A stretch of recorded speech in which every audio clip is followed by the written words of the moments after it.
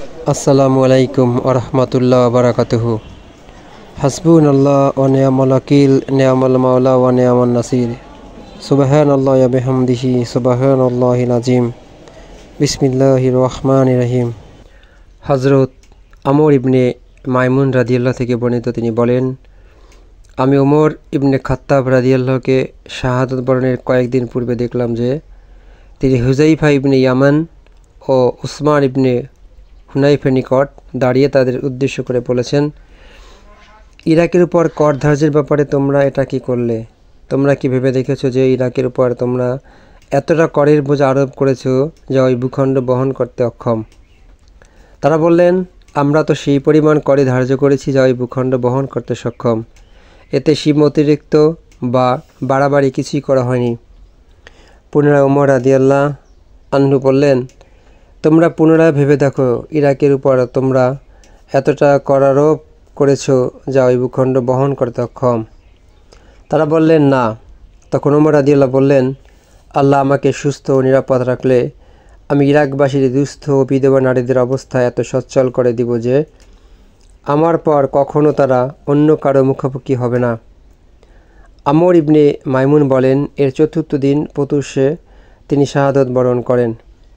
তিনি আরও বলেন, যেদিন প্রত্যুষে তিনি শাহাদত বরণ করলেন সেদিন আমি মসজিদে তার এত নিকট দাঁড়িয়েছিলাম যে আমারও তার মাঝে আবদুল্লাহ ইবনে আব্বাসের আর কেউ ছিল না। ওমর রাদিয়াল্লাহর নিয়ম ছিল, যখন তিনি নামাজের দুরাকাতের মাঝ দিয়ে চলতেন তখন বলতেন, কাতার সোজা করুন। যখন কাতারের মধ্যে কোনো রূপ এলোমেলো অবস্থা আর দেখতেন না তখন সামনে এগিয়ে গিয়ে তাকবীর তাহরিমা বলতেন। অধিকাংশ সময় তিনি ফজরের প্রথম রাকাতে সূরা ইউসুফ কিংবা সূরা নহল অথবা অনুরূপ কোনো দীর্ঘ সূরা পাঠ করতেন, যাতে লোকেরা অধিক সংখ্যায় জামাতে শরিক হতে পারে। একদিন তাকবীর বলার পরপরই আমি তাকে বলতে শুনলাম, একটি কুকুর আমাকে হত্যা করেছে কিংবা বলেছে দংশন করেছে। হত্যাকারী গোলামটি ছুরি হস্তে তড়িঘড়ি পালাবার পথে ডানে বামে যাকে পেল তাকেই ছুরি দিয়ে আঘাত করল। এভাবে সে 13 জন লোককে ছুরিঘাত করল। এদের মধ্যে 7 জন তৎক্ষণাৎ মৃত্যু হলো। এটি দেখে একজন মুসলমান তার লম্বা আকৃতির টুপিটি গোলামটির মতো নিক্ষেপ করল। তখন গোলামটি বুঝতে পারল যে সে ধরা পড়ে গেছে। তখন সে আত্মহত্যা করল। ওমর রাদিয়াল্লাহু আব্দুর রহমান ইবনে আউফের হস্ত ধারণ করে তাকে সামনে ঠেলে দিলেন। ওমর রাদিয়াল্লাহর নিকটবর্তী যারা ছিল তারা ব্যাপারটি এর অধিক কিছুই বুঝে উঠতে পারল না যে তারা ওমর রাদিয়াল্লাহর কণ্ঠস্বর শুনতে পাচ্ছিলেন। তারা তখন বলতে লাগলো, সুবহানাল্লাহ, সুবহানাল্লাহ। আব্দুর রহমান ইবনে আউফ তাদেরকে নিয়ে তড়িঘড়ি নামাজ সমাপ্ত করে দিলেন। যখন লোকজন নামাজ সমাধা করল তখন ওমর রাদিয়াল্লাহু বললেন, হে ইবনে আব্বাস, দেখো তো আমাকে ছুরিঘাত করলো, দেখো তো কে আমাকে ছুরিঘাত করলো। তিনি কিছুক্ষণ এদিক ওদিক ঘুরে ফিরে দেখলেন, তার উপর প্রত্যাবর্তন করে বললেন, মুগিরার গোলাম আপনাকে ছুরিঘাত করেছে। ওমর রাদিয়াল্লাহু বললেন, সে কারিগরটি? ইবনে আব্বাস বললেন, হ্যাঁ। ওমর রাদিয়াল্লাহু বললেন, আল্লাহ তাকে ধ্বংস করুন। আমি তো তাকে ভালো কথাই বলেছিলাম। আল্লাহর অশেষ শুকরিয়া যে তিনি ইসলামের দাবিদার কোনো লোকের হস্তে আমার মৃত্যু ঘটায়নি। হে ইবনে আব্বাস, তুমি এবং তোমার পিতা আব্বাস মদিনায় গোলামের সংখ্যা অধিক হওয়া ভালো মনে করতে। এ কারণে আব্বাসের নিকট গোলামের সংখ্যা সবচেয়ে বেশি ছিল। তখন ইবনে আব্বাস রাদিয়াল্লাহু বললেন, যদি আপনি চান তবে আমি করব, অর্থাৎ আপনি চাইলে আমরা তাদেরকে হত্যা করে ফেলব। ওমর রাদিয়াল্লাহু বললেন, এটি করলে তুমি ভুল করবে। যখন তারা তোমাদের ভাষায় কথা বলে, তোমাদের কিবলার দিকে মুখ করে নামাজ আদায় এবং তোমাদের মতো হজ করে। তারপর ওমর রাদিয়াল্লাহু বাড়িতে গেলেন। আমরা তার সঙ্গে গেলাম। লোকদের অবস্থা এমন হলো যে ইতিপূর্বে এত বড় মুসিবত আর তাদের উপর আসেনি। কেউ বলল, ভয়ের কোনো কারণ নেই, তিনি সেরে উঠবেন। কেউ বলল, তার বেঁচে থাকার ব্যাপারে আমি সন্দিহান। তারপর খেজুরের শরবত আনা হলো। তিনি ওই শরবত পান করার পর তার পেট হতে বের হয়ে গেল। তারপর দুধ আনা হলো। তিনি দুধ পান করলেন, কিন্তু ওই দুধ তার পেট হতে বের হয়ে গেল। অতঃপর লোকেরা তখন বুঝতে পারল যে তার মৃত্যু আসন্ন। তখন আমরা সকলে তার নিকট গিয়ে হাজির হলাম। অন্য লোকেরাও আসতে শুরু করলো, সকলে তার প্রশংসা বর্ণনা করতে লাগলো।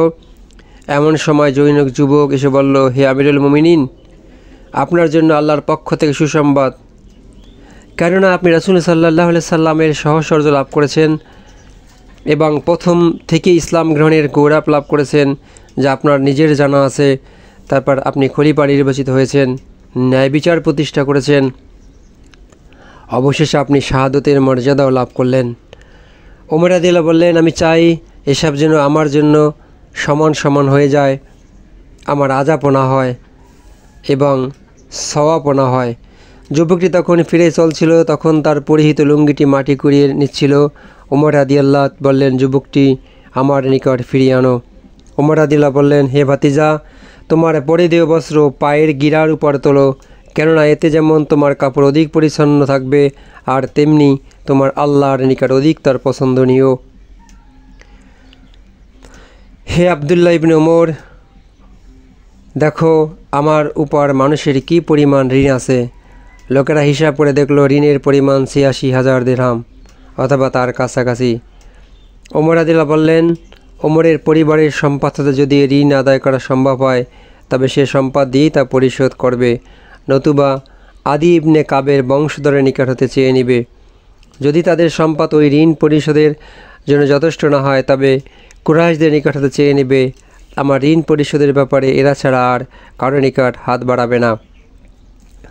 তারপর তিনি বললেন, উম্মুল মুমিনিন আয়েশা রাদিয়াল্লাহু নিকট যাও এবং বলো, ওমর আপনার নিকট সালাম প্রেরণ করেছেন। সেখানে গিয়ে আমিরুল মুমিনিন বলো না, কেননা আজ আমি আর মুমিনদের আমির নই। তাকে বলবে, খাত্তাবের পুত্র ওমর তার বন্ধুদ্বয় নবী করিম সাল্লাল্লাহু আলাইহি সাল্লাম আবু বকর রাদিয়াল্লাহু এর পাশে সমাহিত হওয়ার জন্য আপনার নিকট অনুমতি চাচ্ছে। আবদুল্লাহ ইবনে ওমর আয়েশা রাদিয়াল্লাহু নিকট গিয়ে সালাম জানিয়ে প্রবেশের অনুমতি চাইলে, তারপর অনুমতি পেয়ে তিনি তার নিকট গেলেন। গিয়ে দেখলেন যে তিনি বসে ক্রন্দন করছেন। আবদুল্লাহ ইবনে ওমর বললেন, খাত্তাবের পুত্র ওমরকে আমার সালাম প্রেরণ করুন। তার বন্ধুদের পাশে সমাহিত হওয়ার জন্য অনুমতি চাচ্ছেন। আয়েশা রাদিয়াল্লাহু বললেন, এই স্থানটি তো আমি আমার নিজের কবরের জন্য চেয়েছিলাম, কিন্তু এখন আমি ওমরকে আমার নিজের উপর অগ্রাধিকার দিলাম। আবদুল্লাহ ইবনে ওমর রাদিয়াল্লাহু প্রত্যাবর্তন করলে বলা হলো, আবদুল্লাহ ইবনে ওমর আগমন করেছে। এ কথা শুনে ওমর রাদিয়াল্লাহু বললেন, আমাকে উঠিয়ে বসাও। তখন এক ব্যক্তি তাকে নিজের সাথে ঠেস লাগিয়ে বসালেন। অতঃপর তিনি আবদুল্লাহকে জিজ্ঞেস করলেন, কি জবাব নিয়ে এসেছ? আবদুল্লাহ ইবনে ওমর বললেন, হে আমিরুল মুমিনিন, যা আপনার কাম্য তাই আয়েশা রাদিয়াল্লাহু অনুমতি দিয়েছেন। ওমর রাদিয়াল্লাহু আনহু বললেন, আল্লাহর শুকর, আমার নিকট এটি হতে অধিক ভাবনার বিষয় আর কিছুই ছিল না। যখন আমরা প্রাণ বিয়োগ ঘটবে তখন আমাকে উঠিয়ে আয়েশা রাদিয়াল্লাহু নিকট নিয়ে যাবে, তারপর তাকে সালাম জানাবে এবং বলবে, খাত্তাবের পুত্র ওমর অনুমতি চাচ্ছে। তিনি অনুমতি দিলে আমাকে সেখানে দাফন করবে, আর তিনি আমাকে ফিরিয়ে দিলে মুসলমানদের সাধারণ কবরস্থানে আমাকে নিয়ে যাবে। অতঃপর উম্মুল মুমিনিন হাফসা রাদিয়াল্লাহু তার সঙ্গে অন্যান্য মহিলারাও আসলেন। তাদেরকে দেখে আমরা উঠে গেলাম। তারা ওমর রাদিয়াল্লাহু নিকট গমন করলেন এবং তার নিকট বসে কিছুক্ষণ হাই উতাস করলেন। এ সময় কয়েকজন লোক তার নিকট যাবার অনুমতি চাইলে মহিলাগণ পর্দার আড়ালে চলে গেলেন। আমরা ভিতর থেকে তাদের ক্রন্দনের শব্দ শুনতে পেলাম। লোকেরা বলল, হে আমিরুল মুমিনিন, কিছু ওসিয়াত শেষ উপদেশ দান করুন, কাউকে খলিফা মনোনীত করুন। তিনি বললেন, আমি খেলাফতের ব্যাপারে সে লোকদের চেয়ে উপর কাউকে অধিক গ্রহণযোগ্য মনে করি না, যাদের প্রতি রাসূল সাল্লাল্লাহু আলাইহি ওয়াসাল্লাম মৃত্যুকালে পর্যন্ত সন্তুষ্ট ছিলেন। এটি বলে তিনি আলী রাদিয়াল্লাহু, ওসমান, জুবায়ের, তালহা, সাদ, আব্দুর রহমান ইবনে আউফের নাম উল্লেখ করলেন। তারপর তিনি বললেন, আবদুল্লাহ ইবনে ওমর তোমাদের মধ্যে উপস্থিত থাকবে। যদি সাদ ইবনে আবি ওয়াক্কাসের উপর খেলাফতের দায়িত্ব ন্যস্ত হয় তবে সে কাজের জন্য সম্পূর্ণ যোগ্য, নতুবা তোমাদের যে কেউ খলিফা নির্বাচিত হলে সে যেন খেলাফতের কাজে তার নিকট হতে সাহায্য গ্রহণ করে। আমি তাকে অযোগ্যতা বা বিশ্বাসঘাতকতার কারণে বরখাস্ত করিনি। তার ভিন্ন কারণ ছিল। তিনি আরও বললেন, আমার পরবর্তী খলিফা যে হবে তার প্রতি আমার উপদেশ, সেজন্য প্রথম মুজাহিরদের যারা বায়াত দেওয়া রেদওয়ানে উপস্থিত ছিলেন অধিকারের প্রতি লক্ষ্য রাখে তাদের মান সংরক্ষণের ব্যবস্থা করে। আমি তাকে পূর্ববর্তী খলিফাকে ওই সমস্ত আনসারদের সাথে সদাচরণ করার ওসিয়াত করছি যারা মুহাজিরদের আগমনের পূর্ব হতেই মদিনায় বসবাস করে আসে এবং দ্বীনের উপরে বিশ্বাস স্থাপন করেছে। খলিফার উচিত হবে সেজন্য তাদের উত্তম লোকদের উত্তম কাজে গ্রহণ করে এবং তাদের মন্দ লোকদেরকে মন্দকে ক্ষমা করে। আমি আমার পরবর্তী খলিফাকে শহরবাসী মুসলমানদের সাথে সদাচরণ করার ওসিয়াত রাখছি, কেননা তারা ইসলামের পৃষ্ঠপোষক, তারাই গনিমতের মাল অর্জনকারী ও শত্রু নিধনকারী। তাদের নিকট হতে রাষ্ট্রীয়ভাবে যেন কেবল সেই পরিমাণ মাল আদায় করা হয় যা তাদের প্রয়োজন অতিরিক্ত এবং তা তাদের সন্তুষ্টিতে এবং অনুমতি নিয়ে। আমি পরবর্তী খলিফাকে গ্রামবাসীর সাথে সদাচরণ ওসিয়াত রাখছি, কেননা তারাই আরবের বুনিয়াদ ও ইসলামের মূল শিকড়। তাদের প্রয়োজনে অতিরিক্ত মাল নিয়ে তা যেন দরিদ্রদের মাঝে বিতরণ করা হয়। আমি পরবর্তী খলিফাকে আল্লাহ ও তার রাসূলের আমানত সম্পর্কে ওসিয়াত করছি, তাদের সাথে প্রদত্ত ওয়াদা যেন পুরোপুরি পালন করা হয় এবং তাদের পক্ষাবলম্বন করে যেন যুদ্ধ করা হয় আর তাদের সামর্থ্যের অতিরিক্ত কর চাপিয়ে যেন তাদেরকে উৎপীড়ন না করা হয়। অতঃপর যখন তিনি ইন্তেকাল করলেন তখন আমরা তাকে নিয়ে রওনা হলাম। আবদুল্লাহ ইবনে ওমর গিয়ে আয়েশা রাদিয়াল্লাহকে সালাম দিয়ে বললেন, ওমর ইবনে খাত্তাব আপনার অনুমতি চাচ্ছেন। আয়েশা রাদিয়াল্লাহ বললেন, তাকে ভিতরে নিয়ে যাও। তখন তাকে ভিতরে নেওয়া হলো এবং সেখানে তার বন্ধুদের সাথে তাকে সমাহিত করা হলো।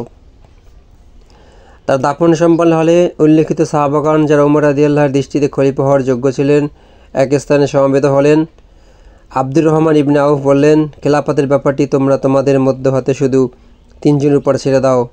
তখন জুবাইর রাদিয়াল্লাহ বললেন, আমি আমার হক আলীকে সমর্পণ করলাম। তাল্লাহ বললেন, আমি আমার হক ওসমানকে সমর্থন করলাম। সাদ ইবনে আমি আমার অধিকার আব্দুর রহমান ইবনে আউফকে প্রদান করলাম। তখন আব্দুর রহমান ইবনে আউফ ওসমান আলীকে লক্ষ্য করে বললেন, তোমাদের দুজনের মধ্যে যে খেলাফতের ব্যাপারে অনাগ্রহ প্রকাশ করো তাকেই আমরা এই দায়িত্ব সুপার্দ করব। অতঃপর আল্লাহ ও ইসলাম হবে তার রক্ষা কবচ। প্রত্যেকের মনে মনে চিন্তা করা উচিত যে তাদের মধ্যে কোনো ব্যক্তি খলিফা হওয়ার যোগ্যতার। এ কথা শুনে ওসমান আলী উভয় নীরব রইলেন। তখন আব্দুর রহমান ইবনে আউফ বললেন, তোমরা কি ব্যাপারটি আমার উপর ছেড়ে দিচ্ছ? আল্লাহকে সাক্ষী রেখে বলছি, তোমাদের মধ্য হতে যোগ্যতার ব্যক্তির ব্যাপারে আমি এতটুকু মাত্র ত্রুটি করব না। তারা উভয় বললেন, হ্যাঁ। তখন আব্দুর রহমান ইবনে আউফ তাদের একজনের অর্থাৎ আলীর হাত ধরে বললেন, নবী করিম সাল্লাল্লাহু আলাইহি সাল্লামের সাথে তোমার ঘনিষ্ঠতা রয়েছে। ইসলাম গ্রহণের দিক হতে তুমি পরবর্তী, যা তোমরা নিজেরাই জানা আছে। আল্লাহ তোমার হেফাজতকারী। যদি আমরা তোমাকে খলিফা নির্বাচিত করি তুমি অবশ্যই ইনসাফ কায়েম করবে, আর যদি ওসমান খলিফা নির্বাচিত করে তুমি অবশ্যই তার কথা শুনবে এবং তার আনুগত্য করবে। তারপর তিনি অপর একজন অর্থাৎ ওসমানের সাথে মিলিত হলেন এবং তাকে অনুরূপ বললেন। এভাবে অঙ্গীকার গ্রহণ শেষ হলে তখন তিনি বললেন, হে ওসমান, হাত উত্তোলন করো। আব্দুর রহমান ইবনে আউফ তার বায়াত কবুল করলেন। তারপর আলী বায়াত করলেন। অতঃপর মদিনার সব লোক একে একে এসে ওসমানের নিকট বায়াত করতে লাগলো।